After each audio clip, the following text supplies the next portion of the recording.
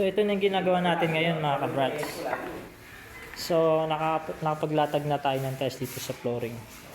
So dito sa pagtatiles dito sa flooring mga kabrats, meron silang mga patakaran. Hindi bali ng mabagal, basta pulido. So ayan, kung nakikita nyo, puno siya ng spacer, no? Gumagamit tayo ng tiles leveling. Ito, kung saan may kasama siyang wedge. Ito siya, yung pula, yung pinang kakalso dun sa ilalim para mas hindi siya gumalaw. Kasi minsan pag natutuyo yung tiles, meron bumababa, meron mataas. So yan, pantay na pantay yan mga kabrads. Saka tignan nyo yung bigat niya, diretso siya. Hindi natin siya minamadali kabrads kasi nga yung nagpapagawa napakasela.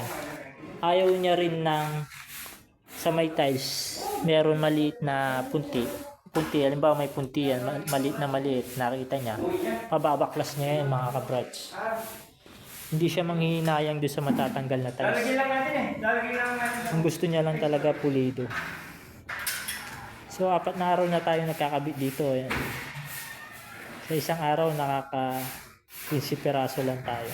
Gawa ng hindi natin minamadali kasi nga bawal yung bilisan dito, kailangan puro pulido yung trabaho. Kunti mo yung sa mga zero mga kabrads. Pag tinabas namin yung zero, ginagamitan namin ng bapping. Pinapatay namin yung pinagdaanan ng grinder kasi ayaw niya nang may nakikitang bungi-bungi. Malas daw sa bahay, sabi niya. So, ito nga, napakaganda ng pagkalatag niya, diretso-diretso. Bali pag natapos tayo dito mga kabrads, dito naman tayo. Ayan, dito. Gawa na rin yung bar counter niya.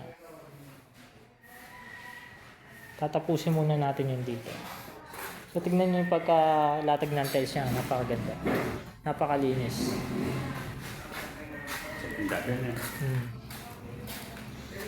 Ayun na si Foreman, lumabas na.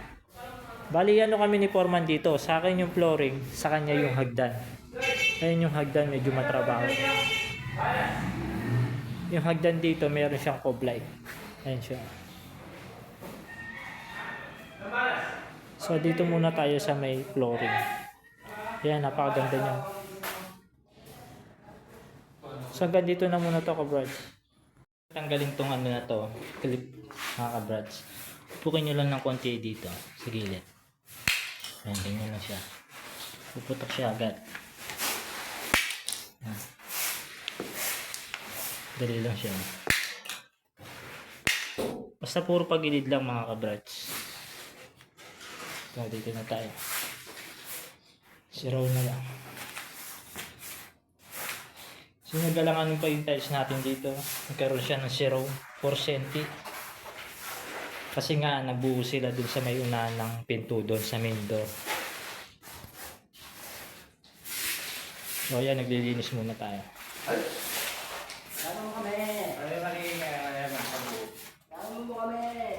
Ito yung mga kaibigan natin ngayon mga kabrads. Kasama natin si Leo at si Edward. Good morning. Linis muna kami. Ayan, napakaganda na.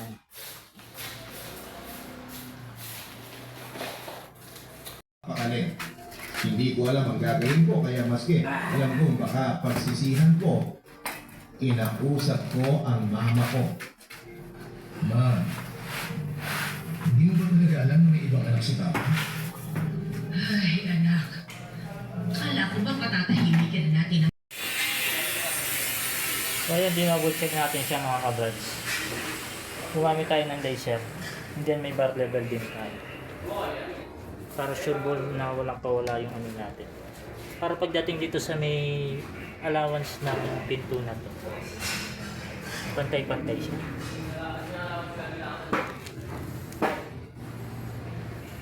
Ayan, napakasela ng trabaho dito. Hindi kailangan ng madalian. Gusto lang talaga nila pulido. Ayan, meron ng bar level, meron pang laser. Tapos nakalibilos pa tayo pa ito. So mas maiging masanay tayo sa masela ng trabaho mga kabrads kesa sa mabilisan.